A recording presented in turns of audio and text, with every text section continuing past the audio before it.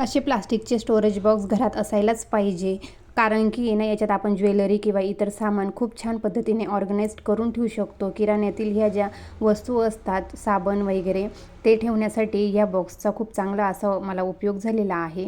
किराण्यातल्या छोट्या मोठ्या गोष्टी ठेवण्यासाठी खूप चांगला उपयोग होतो आणि तेलाच्या बॅग ठेवण्यासाठी तर अशा भांड्याचाच खूप चांगल्या पद्धतीने उपयोग करता येतो, कारण की त्या व्यवस्थित ठेवता येतात मोकळ्या.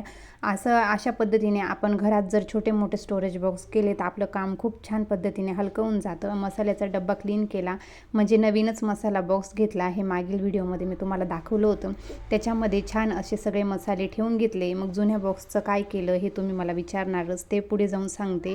तर सगळे मसाले असे छान पद्धतीने ठेवून घेतले आणि घरातील सगळे कामं झाल्यानंतरच मी हे एक्स्ट्रा काम घरात करत असते, हे तुम्हाला मी व्हिडिओमध्ये सांगितलेलंच आहे. बघा किती छान असे मसाले भरून झालेले आहेत. आता जुन्या मसाल्या बॉक्सचं मी काय केलं ते सांगते. तर जुना मसाल्या बॉक्समध्ये मी सगळे खडे मसाले ठेवले. बघा कसं होतं, स्वयंपाकाच्या वेळी खडे मसाले लागत असले की अलग अलग डबे उतरावे लागतात आणि मग ते किचनवरती खूप पसाराही होतो. आता जेव्हाही खडे मसाले लागले की एकच बॉक्स काढायचा आणि त्याचा यूज करायचा. जेही लागले ते इथूनच काढून घ्यायचे आणि एकच बॉक्स ठेवून द्यायचा. याच्यामुळे मी हा जुन्या मसाल्या बॉक्सचा उपयोग केलेला आहे. घरातील सगळे कामं उरकवून आज हे 2-3 एक्स्ट्राचे कामं मी आज केलेले आहेत. आज संध्याकाळी बाहेर लग्नाला जायचं आहे, सिटीतल्या सिटीतच जायचं आहे.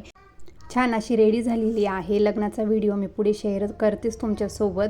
चला तर मग भेटूया पुढच्या व्हिडिओमध्ये. तोपर्यंत काळजी घ्या आणि अजूनही चॅनलला सबस्क्राईब केलेलं नसेल तर नक्की सबस्क्राईब करा. चला बाय.